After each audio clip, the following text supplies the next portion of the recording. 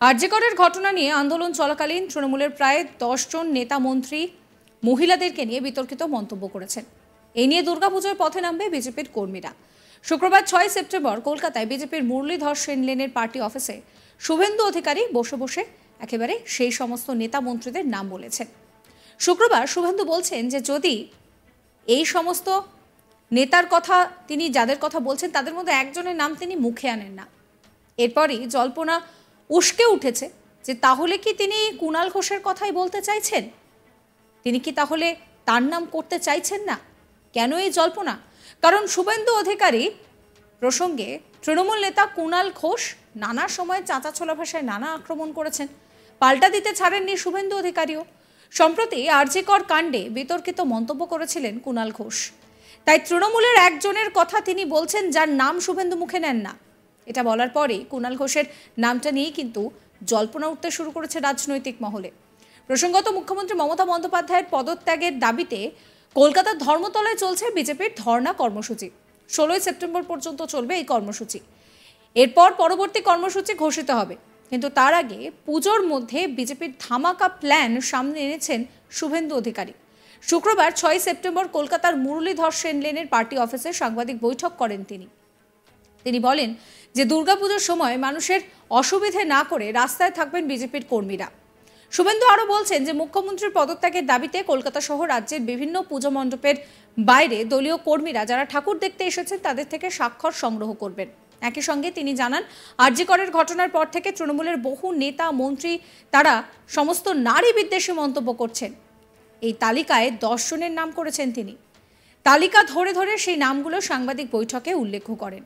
এরপর শুভেন্দু অধিকারী বলেন যে পুজোর সময় এই সমস্ত বক্তব্যকে বাঁচানো হবে রাজ্যবাসীকে জানানোর জন্য।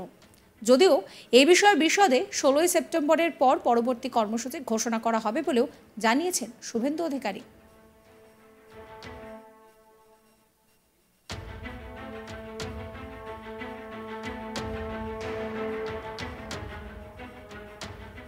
শোনাবো আপনাদের কি বলছেন শুভেন্দু অধিকারী। আন্দোলনটাকে কিছুতেই থামাতে পারছে না, আর মহালয়া এখনো অনেকদিন বাকি আছে, তাই এটাকে কালিমা লিপ্ত করার জন্য এই বিষয়গুলো আনা হচ্ছে। আপনারা নিজেরাই জানেন এই চলাকালীন, এই ঘটনা এবং আন্দোলন চলাকালীন তৃণমূল কংগ্রেসের নেতারা মহিলাদের সম্পর্কে যারা যারা বলেছেন, উদয়ন গুহ, তারপরে টিএমসি স্পোক্সপারসন যার নাম আমি বলি না আর যার কথার উত্তরও দিই না, 3 অরূপ চক্রবর্তী এমপি বাঁকুড়া, 4 কল্যাণ ব্যানার্জি এমপি শ্রীরামপুর, 5 জয়প্রকাশ মজুমদার মানে যিনি করিমপুরে লাথি খেয়েছিলেন, 6 কাকলি ঘোষ দস্তিদার, তিনি আবার থুতু ফেলে নিজেই থুতু তুলেছেন, আর 7 হচ্ছে কাঞ্চন মল্লিক বিখ্যাত, আমরা অবশ্য ডাক পাইনি ওনার তৃতীয় অনুষ্ঠানে, 8 বিকাশ রায়চৌধুরী এমএলএ শিউড়ি, 9 এও আরেক যন্ত্র পুলিশের স্ত্রী কোথাকার একটা এমএলএ, তার নিজের সার্টিফিকেট জাল, আমার কাছে কাগজ আছে এডুকেশন সার্টিফিকেট। 10 আপনার অশোকনগরের কাউন্সিলর, তার নাম বলে আর বিখ্যাত করলাম না। 10টা সিকিয়াদুলি থেকে 1 টাকা 2 টাকা পর্যন্ত এই দরের নেতারা পশ্চিমবাংলার নারী সমাজকে, মহিলাদেরকে আক্রমণ করে বক্তব্য দিচ্ছে। মানে বক্তব্যগুলো বাজাবো আমরা ক্যাসেট করে, মানে সব করেছি, যোগ করেছি, শুনবেন লোক, মানুষ শুনবে। দুর্গাপুজোতে ভারতীয় জনতা পার্টির কর্মীরা মানুষের পুজোতেও অসুবিধা করবে না, কিন্তু এদের রাস্তায় থাকবো না, আমরা থাকবো। সব বড় পুজো প্যান্ডেলের কাছে রাস্তাঘাটে ভারতীয় জনতা পার্টিরা ক্যাম্প করে করে থাকবে, হস্তাক্ষর সংগ্রহ হবে। বাকিটা 16 তারিখে আমাদের রাজ্য কমিটি থেকে সভাপতি অথবা তার দায়িত্বপ্রাপ্ত কেউ পরবর্তী কর্মসূচিগুলো ঘোষণা। প্রসঙ্গত, আরজিকর কাণ্ডের পর থেকে অভয়ার সুবিচার ও দোষীদের চরম শাস্তি সহ একাধিক দাবিতে আন্দোলন করেছেন বিভিন্ন সরকারি হাসপাতালের জুনিয়র ডাক্তাররা।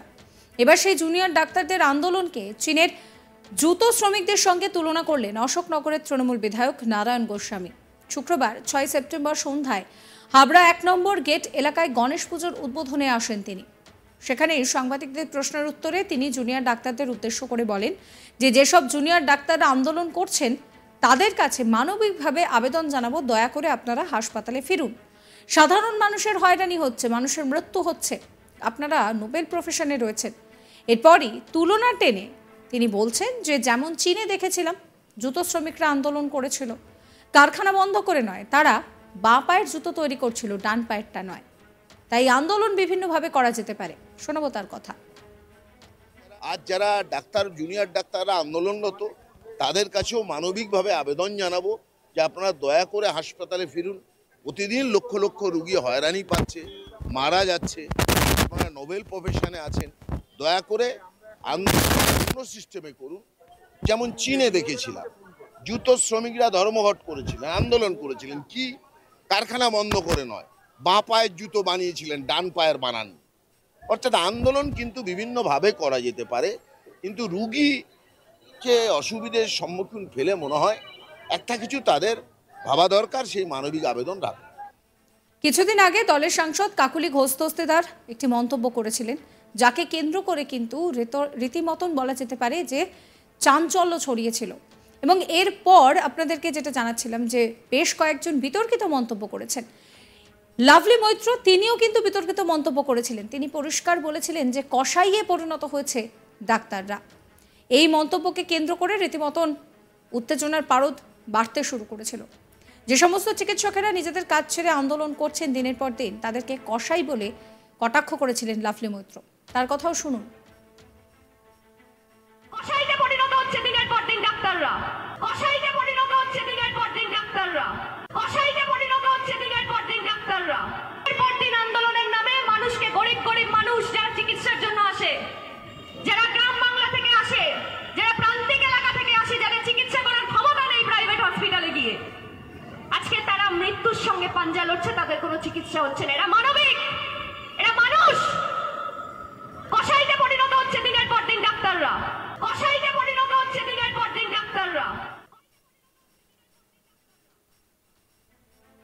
কাঞ্চন মল্লিকেরও একটি মন্তব্য একেবারে বিতর্কের তুঙ্গে চড়ে। সেখানে তিনি বলেছিলেন যে অনেক তো সরকারি কর্মচারী রয়েছেন, তারা সরকারের বেতনটা নেবে তো। তিনি বলেছিলেন যে শুনেছি সরকার বোনাস দেয়।